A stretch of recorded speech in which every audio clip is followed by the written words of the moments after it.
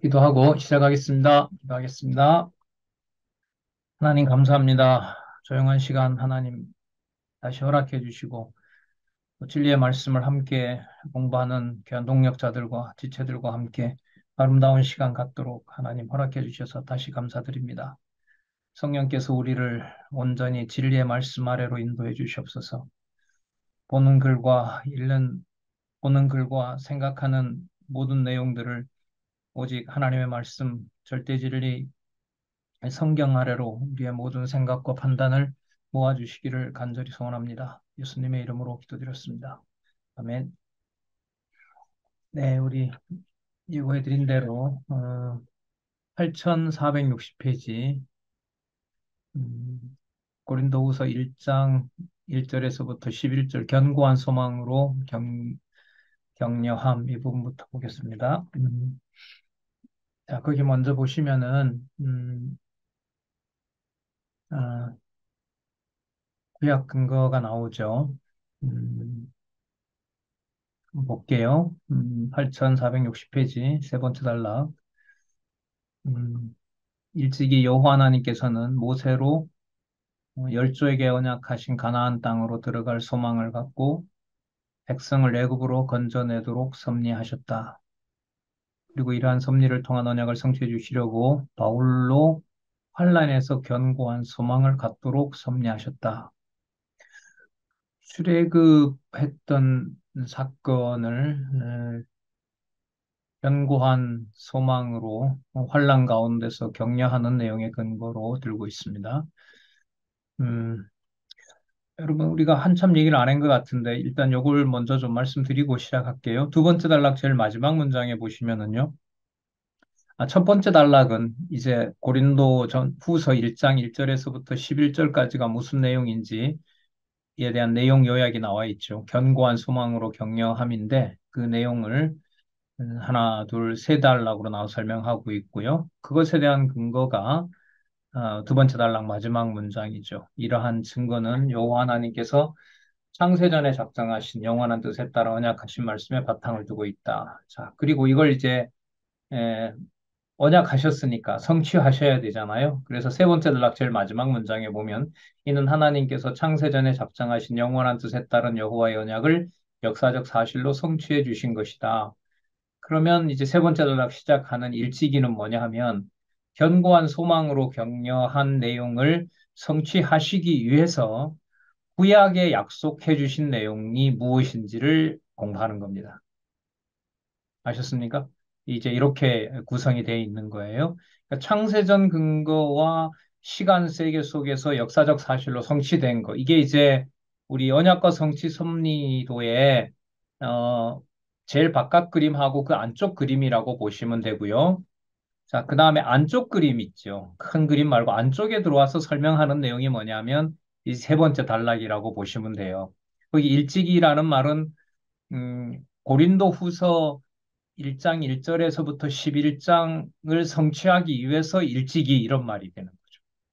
그러니까 말은 일찍이지만 공부할 때마다 일찍이의 내용은 다 같을까요? 다를까요? 다 다른 거예요. 그러니까 다 형식상 같다고만 생각하시면 안 되고요. 뭐 그렇게 여기지 않으시겠지만 자, 보겠습니다. 그러면 여기에서 그 내용을 좀 알 필요가 있죠. 첫 번째 단락으로 다시 한번 가서 보시면 1절에서부터 2절에는 고린도 교회와 아가야 성도들에게 은혜와 평강을 축원함으로 이제 예수께서 부활 승천하신 그분이 메시아임을 부활 승천하신 분이 메시아임을 알려주는 거고요. 3절에서부터 7절은 위로의 하나님을 찬양하며 환난과 위로의 유익을 설명함으로 증가하신 내용이다. 이렇게 나오는데 이제 환난과 위로가 나오잖아요. 자, 그것을 이제 설명하고 그걸 통해서 증거하셨다는 말은 부활 승천하신 이가 그리스도이심을 증거한다 이 말인 거죠. 이 말도 사실 좀 엄한 얘기입니다. 그러니까 환난을 당하고 있으면 이제 우리는 당연히 위로를 받는 것으로 생각하잖아요. 그런데 지금 이 문장은 그게 아니고 이게 증거한다는 거예요. 뭘 증거하는 거냐? 부활 승천하신 이가 바로 그리스도라는 걸 증거한다는 거예요. 내 이해 관계와 관계가 있어요, 없어요? 없는 거예요. 이게 그러니까 여호와 계시가 되는 거예요. 여호와 계시기 때문에 창세전 무조건적으로 맺은 언약을 역사적 사실로 성취할 때도 누구 주권대로 하시겠어요? 그러니까 하나님 주권대로 하신다는 거죠. 그 내용이 이제 문장 내용에는 어떻게 나오냐면 환난과 위로의 유익을 설명한다. 이렇게 나오는 것이 아니라 설명함으로 뭐 한다? 증거한다. 이렇게 나오는 거예요. 그러니까 모든 문장 구성이 누구 계시에 맞춘 설명이다? 여호와 계시에 맞춘 것이다. 그게 여러분 성경 강론 전집의 특징입니다. 그럼 조금 이제 내용으로 한번 가서 볼게요. 음, 2장 출애굽기 3장에서부터 애굽에 이제 도전하는 내용이 나오고요. 3장 내용이 뭐냐면 모세를 소명하는 내용이에요. 자, 누가 준비하셨죠? 여호와 하나님께서 준비하셨죠. 그럼 부활 승천하신 일을 누가 준비하셨어요? 여호와께서 준비하신 거죠. 자, 그다음에 4장에 보면 출애굽기 4장에 보면 표징과 소명을 수행하세요. 모세가 간다 그래요? 안 간다 그래요? 못 간다 그러죠. 난 갈 수가 없다고 얘기를 하죠. 그랬더니 누가 너보고 하라 가서 너보고 하라 그러더냐. 내가 하겠다. 말 못한다고 하니까 또 아론 붙여주고요. 길 모른다 그러니까 또 이드로 붙여주고요. 그러니까 하나님께서 일방적으로 자신이 소명한 자는 이런저런 방향을 통해서 반드시 그 일을 하도록 하신다는 겁니다. 그러니까 여기에도 증거 내용이 되는 거죠. 누가 하신다는 증거 내용이 돼요? 그렇죠. 여호와가 하신다는 증거 내용이 되는 거예요. 자, 그러면 여호와께서 약속하신 대로 어떻게 하느냐? 이제 출애굽기 5장에 가면 여호와의 명으로 이제 모세와 아론이 가서 도전하는 거죠. 그 다음에 6장에서부터 그런데 여러분 5장 내용에 이제 여러분들도 아실 텐데 바로에게 가서 모세와 아론이 얘기했을 때 이스라엘 백성들 상황이 좋아져요, 나빠져요? 나빠지죠. 그러니까 괜히 보낸 거잖아요. 그죠? 눈으로 봤을 때는. 자, 그런데 여기에 이제 증거가 목적이다는 사실을 알게 되면 그런 부분들이 이제 딱 설명이 되어 가는 거죠. 아, 이거는 여호와께서 약속하셨으니까 여호와의 이름을 위하여 방법도 사용을 하신다. 물론 결과적으로 나가게 되는 거지만요. 그러니까 원망하는 것이 우리에게 이스라엘 백성들에게 좋은 상황이냐 나쁜 상황이냐 이렇게 물으면 답이 안 나와요. 그냥 본문에 있는 대로 증거한다 이렇게 해야 돼요. 그러니까 누구 이름이 드러나는 것에 목적이 있다는 거예요. 여호와의 이름이 드러나는 것에 목적이 있다는 거예요. 그러니까 사람을 주어로 잡고 좋으냐 나쁘냐 이렇게 물으면 그 대답을 아무리 잘한다 하더라도 성경 본래 목적에는 다가갈 수가 없는 거죠. 그래서 사람 주어를 자꾸 피하고 있는 거예요. 뭐 의도적으로 피하는 게 아니라 성경 그 사건을 알려주는 거죠.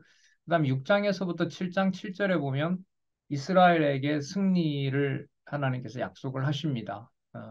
약속을 하시고 뭐 여러 가지 투정들을 하니까 그 하나님께서 여호와께서 약속을 하죠. 그리고 나갈 때 어떤 방법으로 내보낼 것까지 싹 상세하게 알려주시는 거죠. 그럼 아까 처음에 이스라엘 백성들이 힘겹게 했던 그 일이 목적이 여호와의 이름을 알려준다는 데 있었단 말이죠.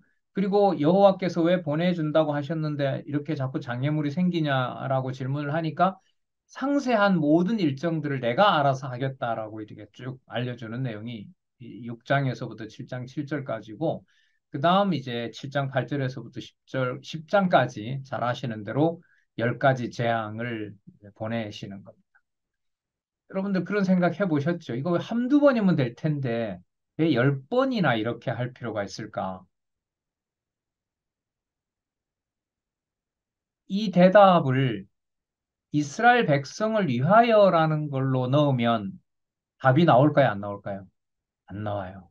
매우 중요해요. 10가지 재앙이 이스라엘 백성이 하나님을 의지하기 위해서라는 게 틀리지는 않지만 여호와의 계시 목적이 될 수는 없어요. 무시하는 게 아니에요. 무시하자는 게 아니에요. 그러니까 열 가지 재앙을 통해서 이스라엘 백성들이 하나님을 더 확신을 갖고 하나님이 해가신다는 것을 더 의존하게 되는 것은 이스라엘 백성들이 여호와를 믿는다라는 말이 되는 거고요. 그보다가 근본적인 주어는 누가 약속대로 누구 방법대로 하신다? 여호와께서 여호와의 방법대로 여호와를 증거하신다. 이렇게 봐야 돼요. 그러니까 시종, 그러니까 주께로 나왔고 주로 말미암고 주께로 돌아간다고 했을 때 말미암는다라는 게 여러분 주권과 관계가 있거든요. 그러니까 방법을 누구 방법대로 하신다는 거냐면 여호와의 방법대로 하신다는 거죠. 이게 우리 신앙생활을 우리가 해보면은 이게 답이 나오는데요. 여러분 오늘 충분히 여호와를 깨닫고 찬양했다고 해서 그 동일한 상황이 그 다음날 벌어졌을 때 오늘의 경험이 바탕이 되어서 그 다음날 일어나는 일을 우리가 치고 나가요? 못 나가요? 못 나갑니다.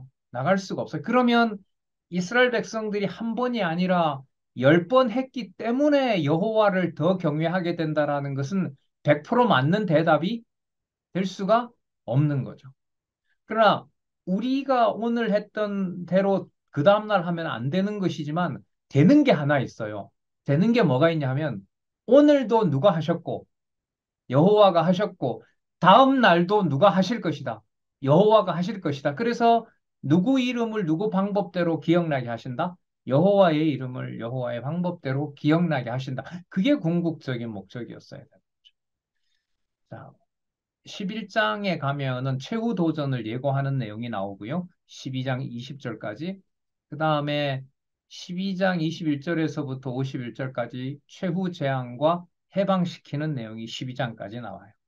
자, 여러분, 이 개론 구조와 개론 내용을 따라서 이렇게 설명을 드렸는데, 출애굽기 3장에서부터 12장을 지금 말씀드린 대로 본문을 구조대로 선명하게 알고 고린도후서 1장에서부터 11장까지 역사적 해석과 문법적 해석을 하게 되면 여호와 계시 중심으로 갈까요, 안 갈까요? 가게 되는 거예요. 그리고 다르게 말하면은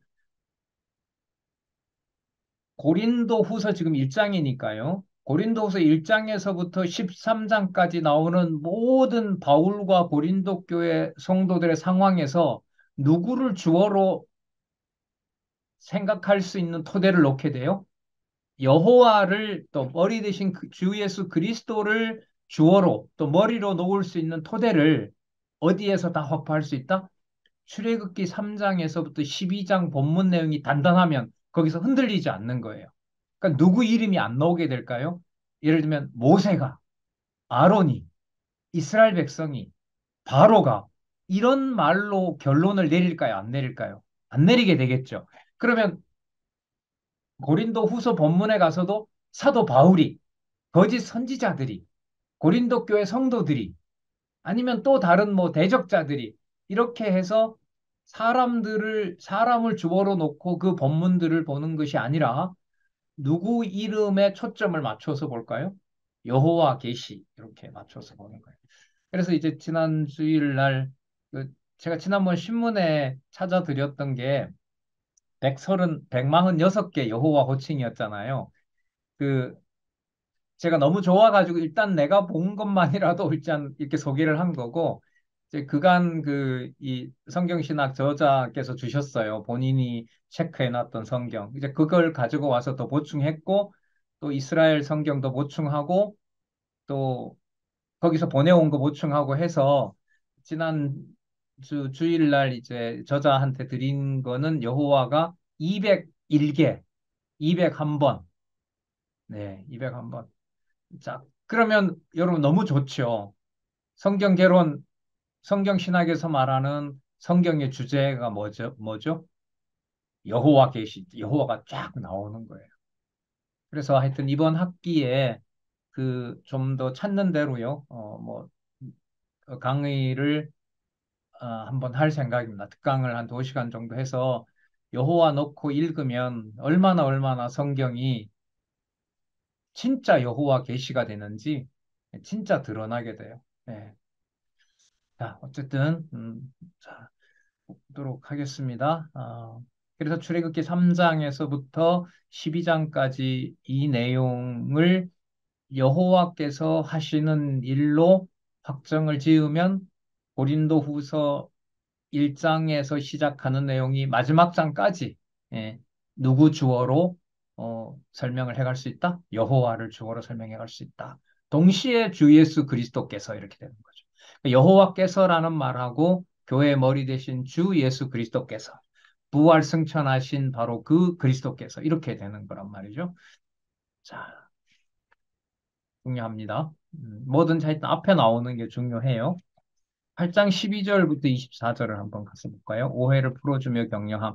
여러분, 오해를 풀어주며 격려함 이랬을 때 이 본문 내용을 우리가 어느 정도가 아니라 많이 알면 알수록 더 좋다는 거 여러분들 잘 아시죠? 자, 그래서 일일이 거기까지는 우리가 세 번째 달라가면서 할 수는 없고요. 오해를 풀어주며 격려함. 간단히 말씀드리면 그거죠. 고린도 교회 온다고 했는데 하나님께서 안 보내셨어요. 그리고 오해가 생기게 하셨어요. 그걸 좀 오해를 풀어주면서 이제 격려하는 내용이 나타나거든요. 자, 이 내용의 근거가 뭘까요, 도대체?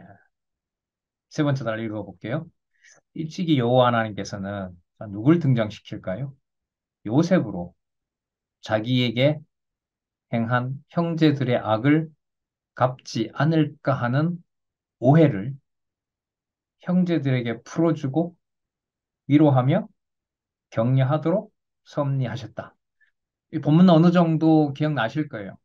그 아버지가 돌아가시자 야곱이 죽자 형들이 무서운 거예요. 이 총리인 동생이 보복을 하지 않을까. 그래서 거짓말을 하죠.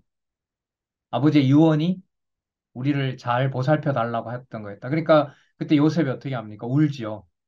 울고 얘기를 합니다. 너무나 유명한 구절 50장 20절이죠. 당신들은 나를 헤아려 하였으나 하나님은 그것을 선으로 바꾸사 오늘과 같이 만민의 생명을 구원하게 하시려 하셨나이다. 이렇게 얘기를 합니다. 여러분, 이거 하고요. 지금, 여러분, 이 형들과 요셉 이 사건 잘 아시죠? 너무나 잘 아실 거예요. 자, 그거 하고요. 바울이 고린도 교에 가지 못한 사실에 대해서 오해를 받고 오해를 풀어주는 것하고 딱 매치가 돼요, 안 돼요? 얼른?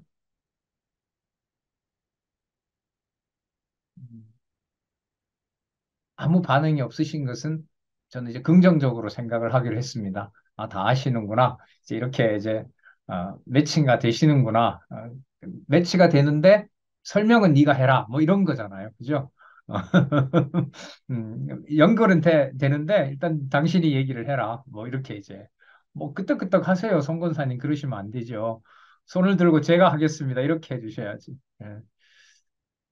자, 여러분, 이게 다른 문제가 아니고요. 농담이 아니고, 여러분, 이런 게 한두 가지일까요? 수백, 수천 가지일까요? 수백, 수천 가지죠. 그래서 뭐와 뭐가 통일이 되는 거예요? 그리스도를 기준으로, 그리스도를 기준으로 신약을 봤기 때문에 구약에 나타난 사건도 누가 주관해 가신다는 걸 넣게 돼요. 여호와는 물론이고요. 누가요? 주 예수 그리스도라고 하는 것이 오시기 육의 몸을 입고 오신 것은 신약 시대지만 신약 시대에도 누가 주관해 가신다? 주 예수 그리스도가 교회에 양육을 하신다라는까지 가야 되는 거예요. 이런 이제 사고를 많이 안 했기 때문에 이게 이제 좀 반복이 더더욱 필요한 거죠. 그럼 아까 우리 50장 20절 말씀드렸잖아요. 잘 아시는 대로 당신은 나를 헤아려 하였으나 하나님은 그것을 선으로 바꾸사. 여기 답이 있네요. 그죠? 맞죠? 바울을 고린도 교회에 보내지 못하도록 한 게 누구죠? 이렇게 물으면 되죠. 형들이 요셉을 팔도록 한 분이 누구예요? 근데 50장 20절은 당신들이 나를 헤아려 했대 있잖아요. 문법적으로 보면. 아, 그런데 여러분 이거는 큰 문제가 안 돼요. 바울이 안 간 거잖아요. 바울이 못 간 거잖아요. 그건 현상 설명이잖아요. 그죠? 바울이 못 간 거잖아요. 형들이 죽이려고 했잖아요. 그죠? 그런데 요셉은 어떻게 해석해요? 누가 그걸 하셨다는 거예요? 하나님이 그렇게 하셨다는 거죠. 그러면 사도 바울도 그렇게 말하는 거죠. 제가 못 간 거, 그건 사실인 거예요. 그냥 현상적으로 사실인 거예요. 근데 그걸 누구 방법대로 그렇게 하셨다는 거냐면, 여호와께서, 하나님께서 그렇게 가지 못하도록 했다는 거예요. 그러니까 문법적인 해석과 본래 주어를 상실했을 때 많은 혼란이 오게 되는 거죠. 그러면 상황이 똑같아지네요. 요셉이 하나님께서 이때까지 모든 일들을 주관해 오셨다. 당신의 목적을 이루기 위해서. 그리고 그래서 여러분들이, 형들이 저를 팔게 된 겁니다. 그리고 사도 바울도, 제가 못 간 건 맞지만, 하나님은 예하다 했다가 아니다라는 분이 아니다. 그 말은 뭐냐 하면, 제가 간다고 했고, 제가 못 갔고, 여러분들이 화가 났지만, 하나님께서 정해놓은 대로 제가 못 가게 되었고, 못 가게 된 그 일을 하나님께서 그렇게 하셨고, 그 못 간 일을 통해서 하나님은 누구 일을 하신다? 하나님이 정해놓은 일을 하신다. 그래서 여러분, 고린도 후서는 어떻게 끝나죠? 12장, 13장에 가서 고린도 교회를 위해서 수고한 건 맞지만, 고린도 교회의 주인이 누구라는 사실을 진짜 뼛속까지 깨닫게 하세요. 주 예수 그리스도, 우리의 하나님 주 예수 그리스도께서 교회의 머리다라는 사실을 12장, 13장에 가서 진짜 뼛속까지 깨닫게 하는 거죠. 그럼 그 정황이 형제들이 요셉을 통해서 요셉의 말로 하나님이 오늘과 같이 나를 먼저 보내서 만민의 생명을 구원하게 하려고 그렇게 하신 겁니다. 라고 누가 정해 놓은 일을 알려주게 되냐면 여호와께서 정해 놓은 일을 알려주게 되는 거죠. 예. 그러면 이제 맞는 거죠. 현상적인 이야기의 근본적인 주어인 여호와께서 그렇게 하셨구나라는 사실을 우리가 여기서 확인할 수가 있는 거죠.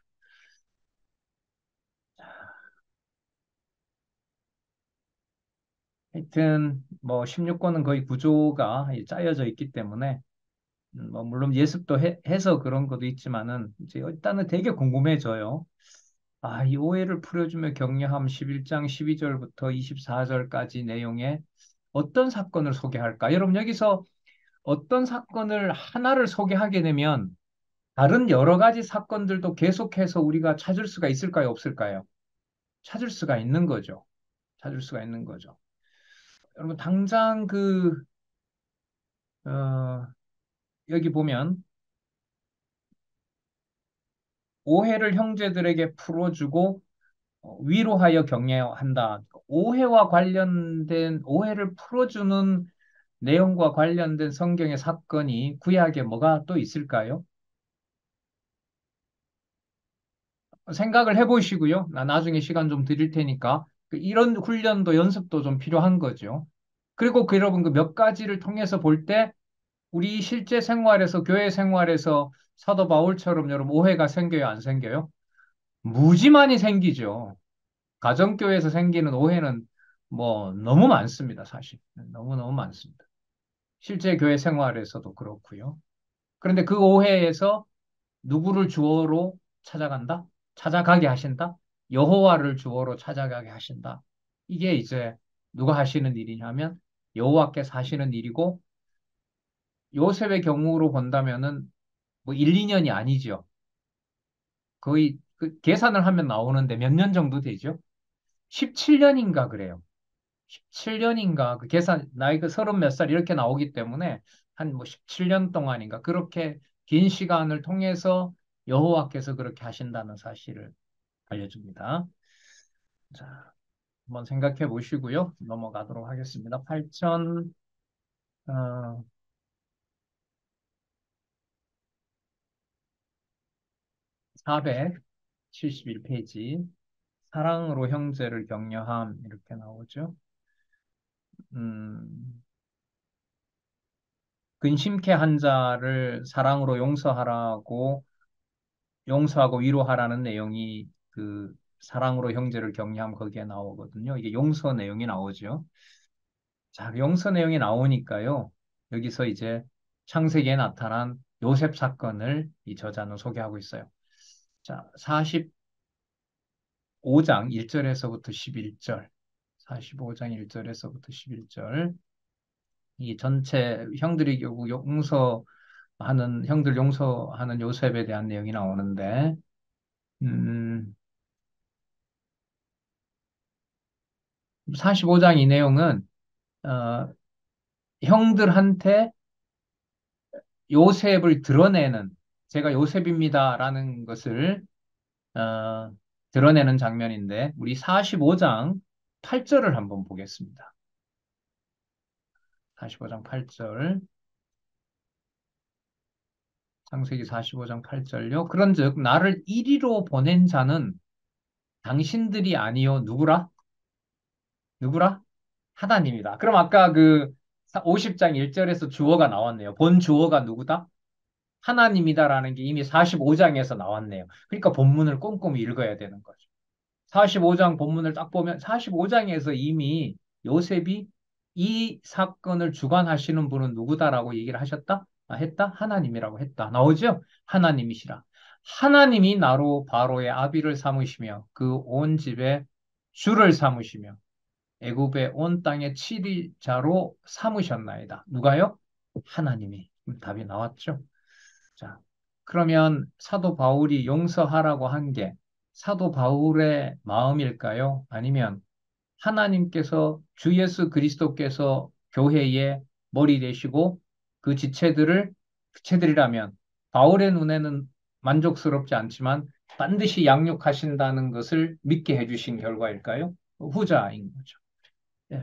그래서 이 주어 회복 문제, 매사에 머리 대신 그리스도의 통치 방식, 그것을 깨닫는 문제, 여기에 이제 저희들이 간곡하게 이제 깨닫게 해달라고 공부도 하고, 이제 생각도 하고, 또 그렇게들 고민도 하시고, 그렇게 보내고 있죠. 그 다음에 8478페이지 화해를 촉구하는 변호에 한번 가서 볼게요. 자, 변호. 여기에 이제 화해 촉구를 변호하는 내용에 이 초점을 맞출 텐데, 이 변호라는 말에 궁금하시죠? 어디를 펼지, 어디 내용을 펼쳐서 근거로 삼을지. 8478에 보시면 잠언이 나오네요. 자, 잠언 16장 7절. 잠언의 주제 아시죠? 잠언 주제? 자, 요 절은 몇 장 몇 절은 몰라도 악인도 악한 날에 하나님께서 쓰신다는 거. 그러니까 거기서도 분명해요. 주어가 누구죠? 하나님이신 거죠. 그러니까 바로가 10번 버텼다가 아니라 누가 주관하셨다라는 게 더 큰 개념이죠. 근본 개념이죠. 여호와께서 하셨다라는 게 더 큰 개념인 거죠. 그러니까 여러분 그 차이가 굉장히 작은데 이게 우리의 생각과 판단과 의지대로 될까요? 안 될까요? 죽어도 안 된다는 거. 진짜 죽었다 다시 깬다 해도 될 수 없다는 거잖아요. 그걸 이제 성경이 확인해주고 있는 거니까. 잠언 16장 7절 한번 볼게요. 사람의 행위가 여호와를 기쁘시게 하면 그 사람의 원수라도 그로 더불어 화목하게 하신다. 사람 행위가 여호와를 기쁘시게 하면 그의 원수들까지라도 그와 화목하게 하신다. 참 놀라운 내용이네요, 이거. 그죠? 근데 문제는 사람의 행위가 여호와를 기쁘시게 할 수 있는 권한이 능력이 있어요, 없어요? 없잖아요. 그러면 여러분, 사람의 행위가 여호와를 기쁘시게 하려면 조건이 우리로부터 없는 거니까, 우리로부터 없어요. 그러니까 누구로부터 이게 비롯돼야 되는 거냐면 여호와로부터 비롯돼야 되는 겁니다. 그러면 여러분, 여호와로부터 비롯된다면 그 사람의 그 사람을 죽이려고 하는 그 원수도 그 원수가 자동적으로 또 화목하게 될까요? 그러니까 그 화목도 원수가 나와 화목되게 하는 것도 누가 해줘야만 가능하냐면 여호와가 해주셔야 가능한 거죠. 그럼 이게 누구 얘기겠어요, 이게?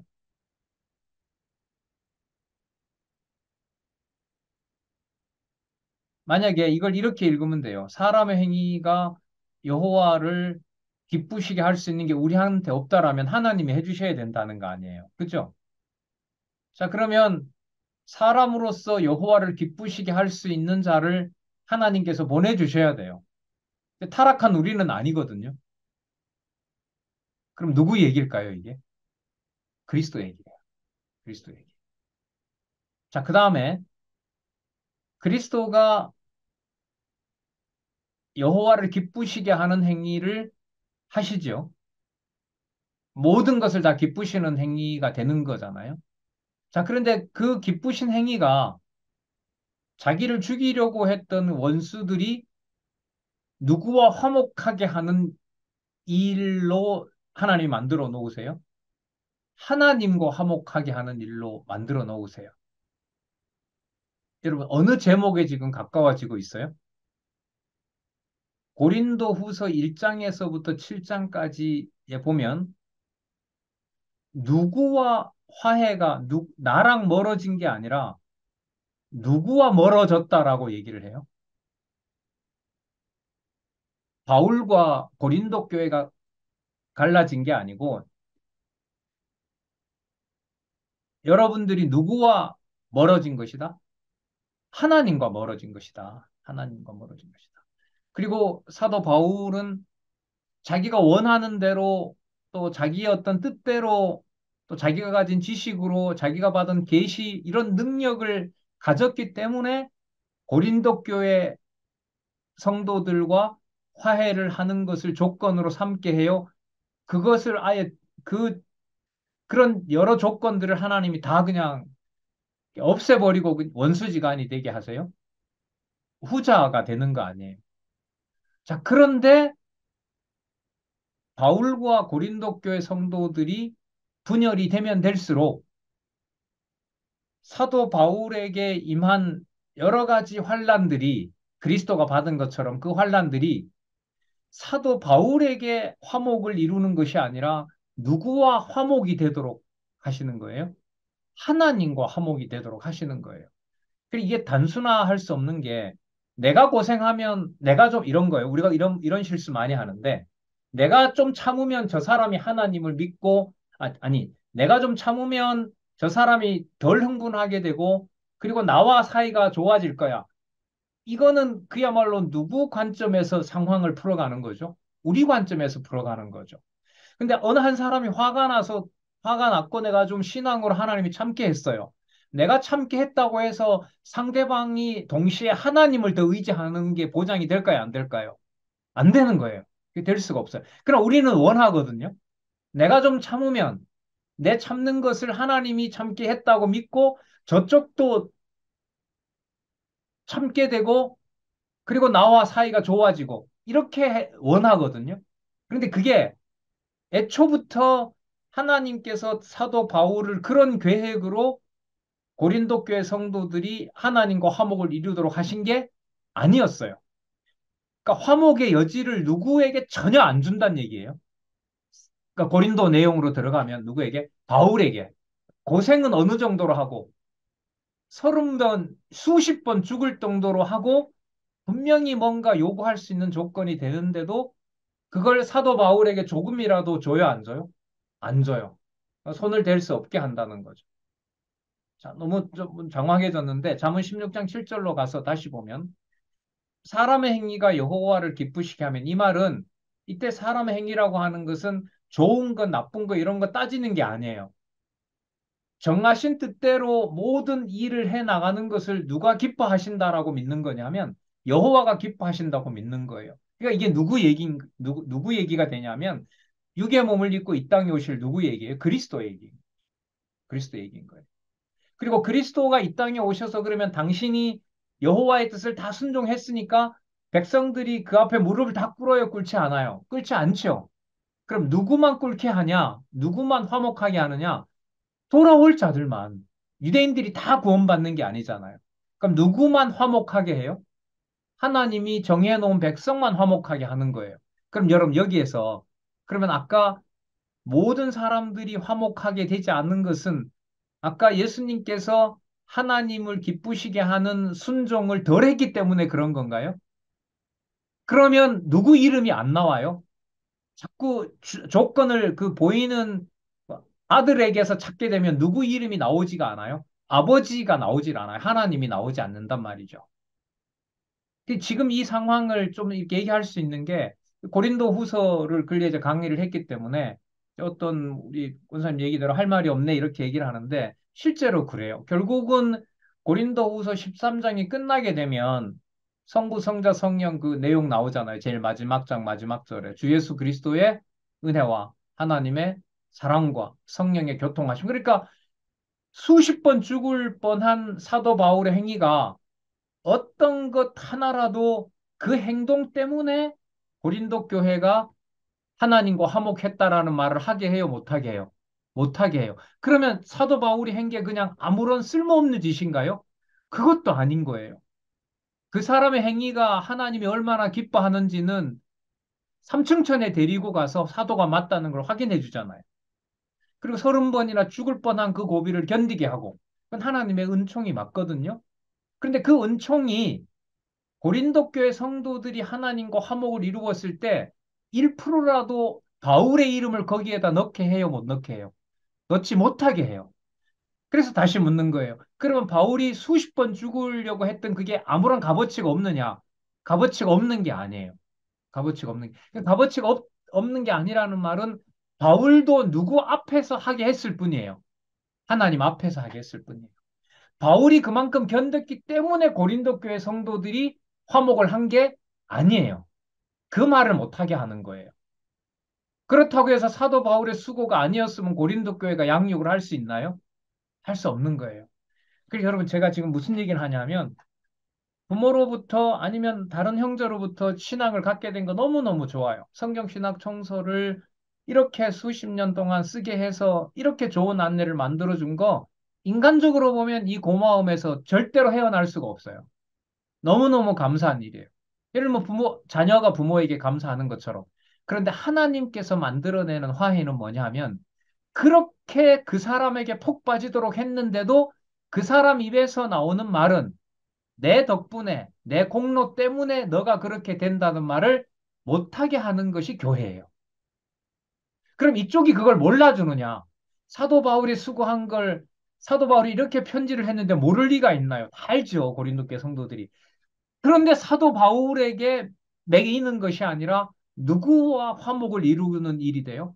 하나님과 화목을 이루는 일이에요. 여러분, 이게 고린도 교회와 사도 바울이 서로 노력하면 둘 다 같이 노력했기 때문에 하나님과 화목을 이룰 수가 있다는 말일까요? 그게 아니에요. 그게 아니에요.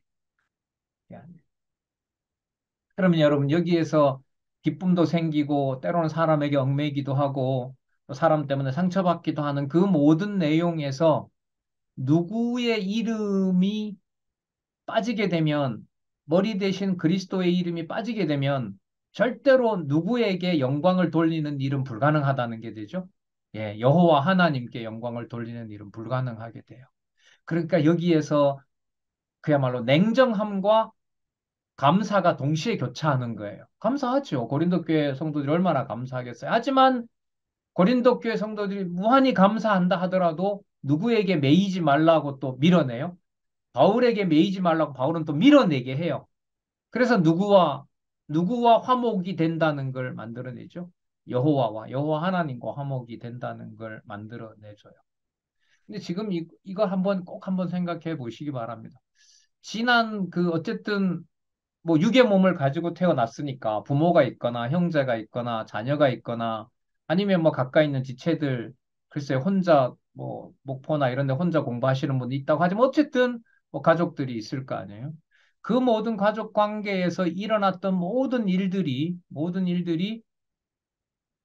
똑같은 문제인데요. 10번의 재앙을 통해서 바로 앞에서 모세를 신처럼 만들어줬고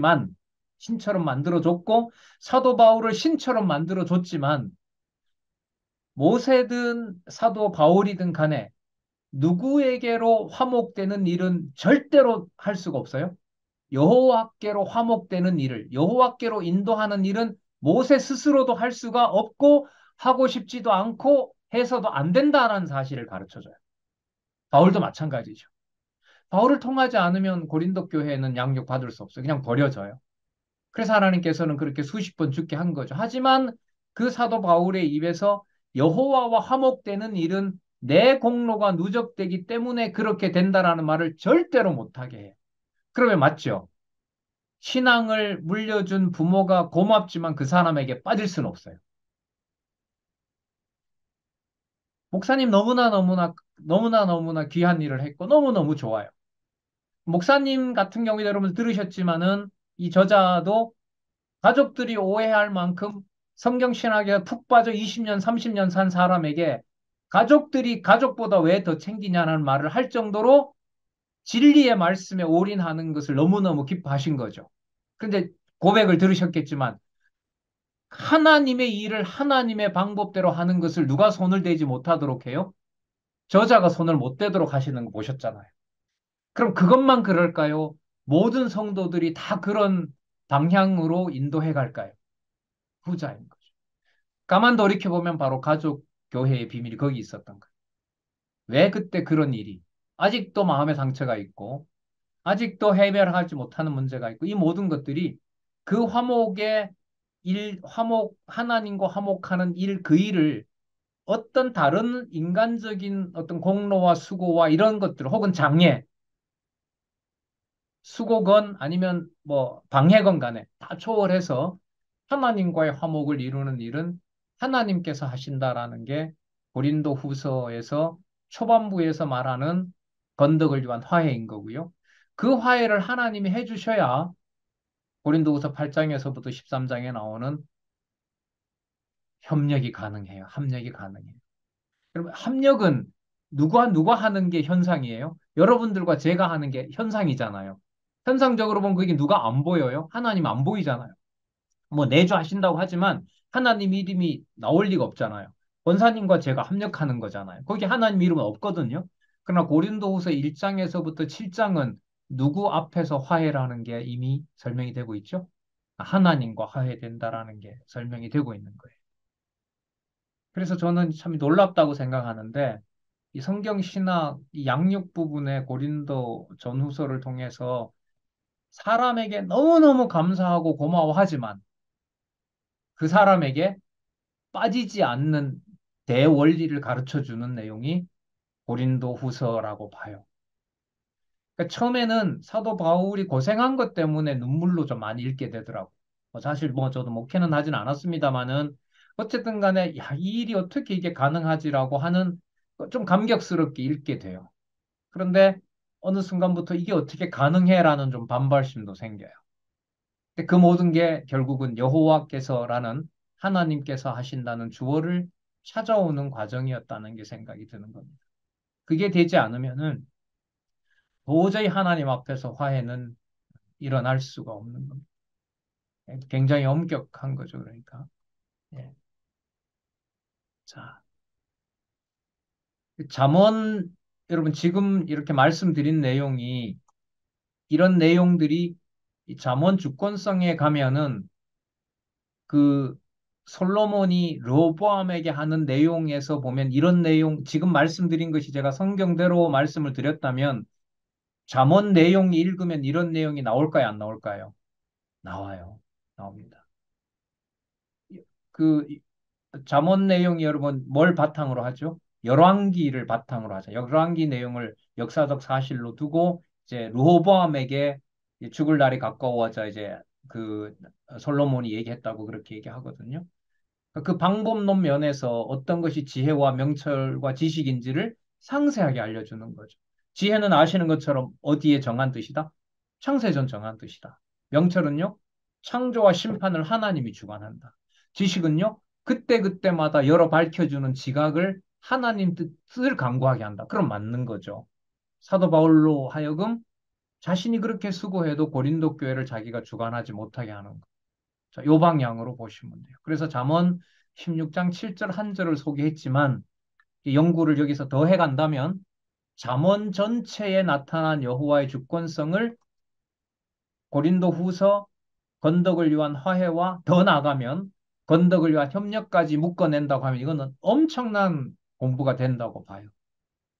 아니, 지금 딱 손 놓고 만약에 다음 학기에 뭔가 수업을 한다고 하면 이제 더 디테일하게 이제 상세하게 들어간다고 하면 다음 학기에 만약에 몇 시간은 우리가 세미나를 한다고 했을 때 잠언과 고린도 후서 내용을 연결해서 세 번째 단락 방식으로 공부하겠습니다. 이렇게 되면 수업이 되는 거죠. 그럼 성경 봐야겠죠. 그리고 뭐 설명하는 사람 뭔가 몇 자라도 메모를 해 와야겠죠. 자, 그런 식으로 이제 앞으로 미래의 수업이 진행되는 것을 이 책이 안내해 주고 있는 거예요. 이건 아시잖아요. 잠언 16장 7절이라고 했을 때 잠언 전체 내용이 바탕이 된다는 거 여러분들이 그건 아시잖아요. 그죠? 근데 그래서 두근거리는 게 뭘 소개하지? 뭘 소개하지? 그래서 딱 보니까 잠언 16장 7절을 소개하기 때문에 아, 무슨 내용 다 보면 되는구나. 잠언 내용을 다 보면 되는구나. 그렇게 이제 안내를 받는 거잖아요. 자, 8478페이지. 사도직의 영광을 변화합니다. 자, 이 증거판 모세가 40일 동안 시내산에서 하나님과 함께 있으면서 이제 증거판을 기록하게 기록하시 하신 것을 받아서 이제 내려오는 내용이 나오죠. 그게 보면 세 번째 단락 일찍이 여호와 하나님께서는 모세로 시내산에서 내려올 때에 얼굴의 꺼풀에 광채가 나는 것을 수건으로 가리도록 섭리하셨다. 자, 이 성경 본문에 나오는 내용이잖아요. 어, 그럼 본문 어느 정도 아시니까 모세의 얼굴에 있던 그 영광이 결국 어디로 와버렸어요? 누구에게로? 성도들에게 다 온 거예요. 그 돌판에 새겨준 말씀을 안고 있는 그걸 받았던 모세의 얼굴에 있던 그 영광이 여러분 이게 그거잖아요. 그 추천서 내놓으라는 거 아니에요. 추천서 어디 있느냐. 사도 바울이 대답을 그렇게 추천서가 바로 누구다? 성도님들이다. 왜냐하면 성도들의 그 영혼에 뭐가 있으니까 성령이 내주하시니까 그게 신비에 기록된 뭐다. 그게 바로 증거 아니냐. 나도 그 증거를 가지고 있고.